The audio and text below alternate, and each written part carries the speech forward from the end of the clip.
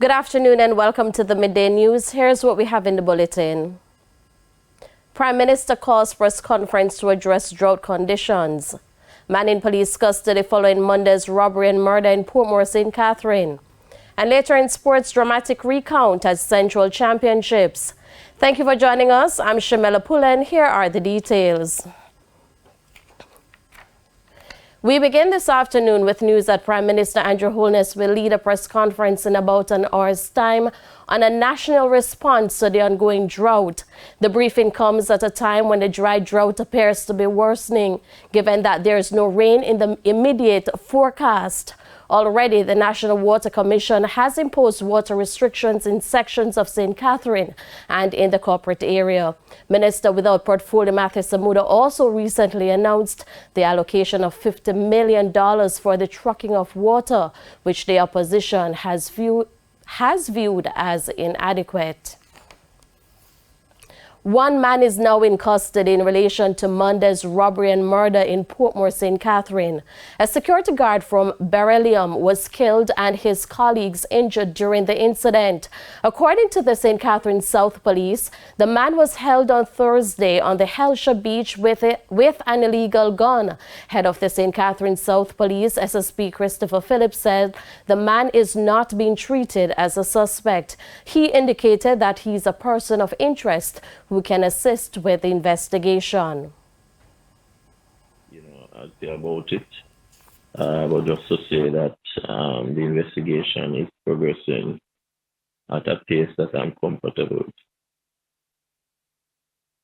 Monday's incident sent shockwaves across the island and disrupted the delivery of cash to automated teller machines island-wide. The security guards were delivering cash to a JN Bank at Portmore Pines Plaza when they were ambushed by armed men. The gunmen escaped with about $10 million in cash. Significant. It might just be the piece of the puzzle that we are waiting on. I know that a video has been circulating, and maybe, persons are able to identify if it's even clothing, that persons were wearing or whatever, that could probably assist the investigation.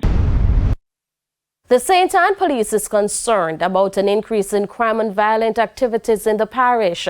As such, they have stepped up their surveillance in some communities to fix the problems. More in this report.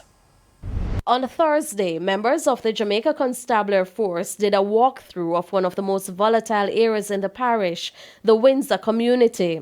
Senior Superintendent of Police Dwight Powell says the area has been under the police's radar since late last year. SSP Powell says days after the state of emergency was lifted, a man was shot and killed. What we know is that a two group of men, not classifying them as gangs as yet, but two groups of men were in conflict with each other.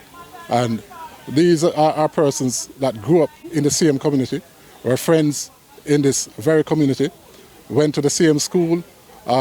Most of them eat from the same pot from this community, but seemingly they are developing some conflict among each other.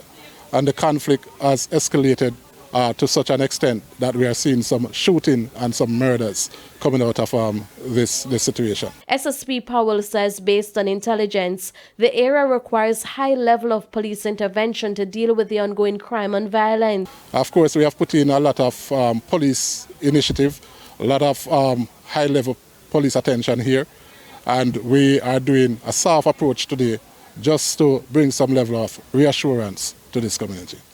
I am certain that it will bring us some result.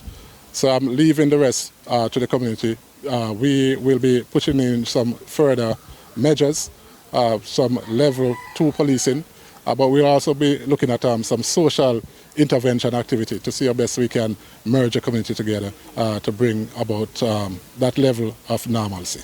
Residents welcomed the police visit, explaining that the area has been quite intense. And I have my 2 kids here, and I would like them to walk peacefully and walk upward and no problem from nobody, right?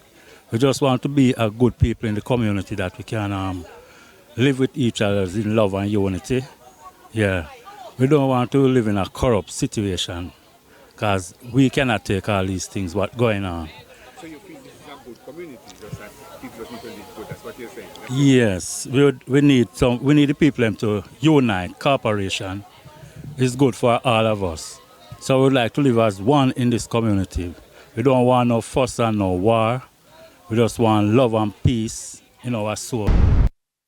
Woefully inadequate. That's how parliamentarians describe the number of guidance counselors and deans of disciplines employed at public schools across the island. It also comes on the heels of a video of a student and a school dean fighting at a Clarendon-based high school. More in this report.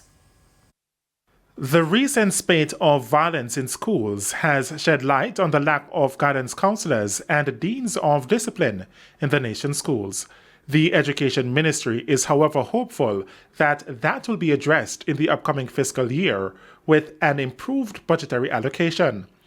Education Minister Favour Williams agreed that the number of guidance counselors across the island is woefully inadequate to address the dire pressure being faced now with violence in schools. She was responding to questions raised by Member of Parliament for St. Catherine Southern, Fitzjackson. In our schools, in numbers, we have 1,098 guidance counselors. In terms of the ratio of guidance counselors to students, right now, it's 1 to 500. We'd love to get to 1 to 400 guidance counselors.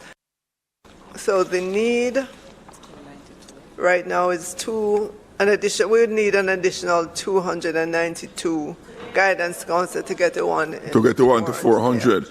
Roughly what that additional 200 would translate to in dollars. Just a ballpark number. $746 million. In the meantime, the minister noted that some $492 million will be spent to address the discipline deficit. This will see the hiring of additional deans of discipline from the current 130 to 165. The funds will also assist in keeping on the 400 school support officers. An additional $55 million is also in the budget to expand our behavior modification program. Shane Masters, TVJ News. The government may need to review how it collects property taxes if it truly wants to see an improvement in the state of the country's infrastructure. But could that mean increasing the fees for property tax or enforcing the collection? Jamila Maitland reports. For years, successive governments have been criticized for not placing enough attention on the timely collection and disposal of solid waste, the maintenance of streetlights, and the rehabilitation of roads, including farm roads. Local Government Minister Desmond McKenzie, during Standing Finance Committee, says property tax is what's used to fund these programs. However, it's not enough to cover these expenses.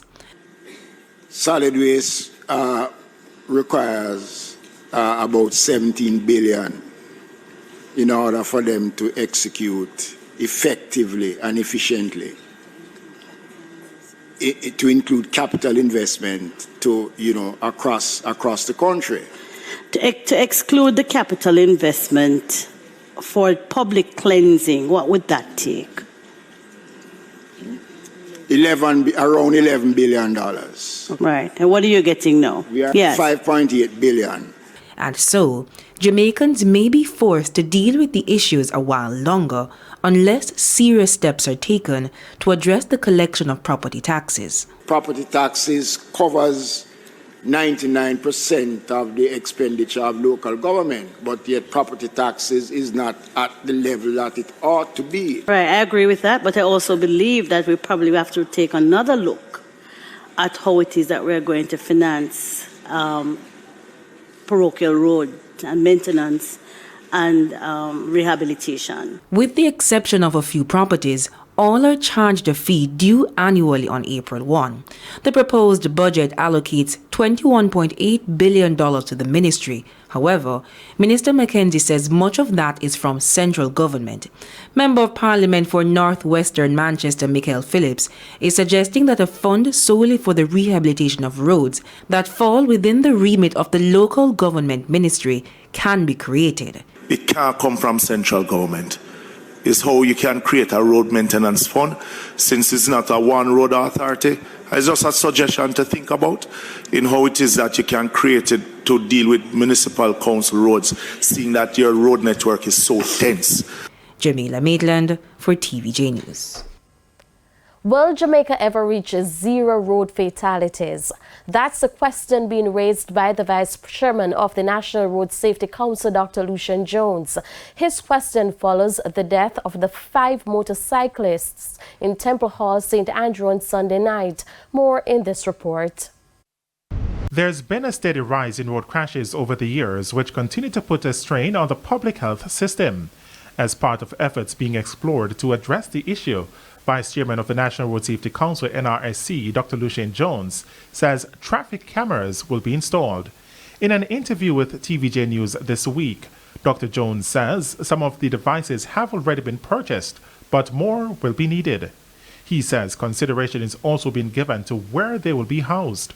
There are at least 3 persons, individuals or companies, who are currently engaged with the government in discussions to provide the camera system. They will maintain the system, and the government will work on the details as to how they will be rewarded and what will happen. But the essence of it really is that if you run a red lights, if you speed, the likelihood of you being picked up by the camera will be very high, and also an alert, a ticket will be sent to you electronically. The NRSC Vice Chairman further outlined the benefits of such a system in the reduction of crashes. In terms of the camera, there's a system whereby you can put a camera at point A and put a camera at point B. And by driving past those 2 cameras, we can know the speed at which you are going on average. It's called average speed over distance. And the law so empowers us to do so. So, for example, if you're going to Ocho-Race on the new highway, you put a camera at the station in Spanish Town and put one at the end of the highway. If you exceed the speed limit, we'll know. But with the government's current focus, will the system be up and operational anytime soon? I don't think financing is the issue. I think really is how to get this thing going as quickly as possible. My information is that a pilot is to be conducted sometime in September, August. And after that, then hopefully we'll have a rollout of the camera system. But that is needed, and needed urgently. O'Shane Masters, TVJ News. News just in. A business place off Chisholm Avenue in St. Andrew was destroyed by fire this morning. The incident happened some minutes to 11 o'clock. Our reporter Giovanni Dennis is on location and filed this report. So, fire units responding from the Rollington Town Fire Station, the York Fire Station, and also the Halfway Tree Fire Station are still trying to put out the blaze here at the Sawdust Factory on Ricketts Avenue, that's just off Chisholm Avenue in St. Andrew. Now, this vehicle behind me belonged to the owner, who said it was in good working condition up to this morning when he came here and he fell asleep. Now, this is also one of the machines, or what used to be one of the machines he operated at his Sawdust Factory. Now, he said to me that the destruction here is in excess of $10 million. This is a produce, a thing we call named Sawdust. We call it wood shaving. A produce that pertaining to the poultry breeder, or sometimes to the racehorse people at the track where the horse use it to make bedding. What caused the fire this morning? Well, I came in this morning and I have some work for us to do on that truck there. So I just parked my car right here, sir. And I said, I can get a little rest because I was in the country yesterday taking out some wood out of the bush. So I really feel tired. So I said, I go inside there and make a lie down and get an hour. So when I inside there and so on, it's that time somebody knock on the door and say, big fire around here. That time I wake up. So you don't know what started? I don't know really what started. Thank you, Giovanni, and of course we will have more in subsequent newscasts. It's now time for the Business Minute.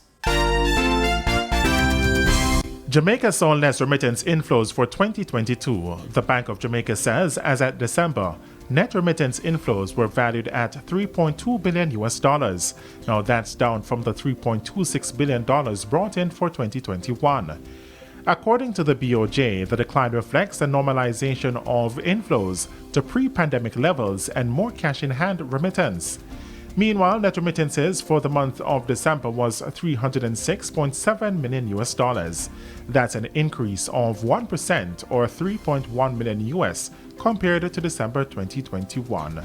The U.S. remained the largest source market of remittances to Jamaica.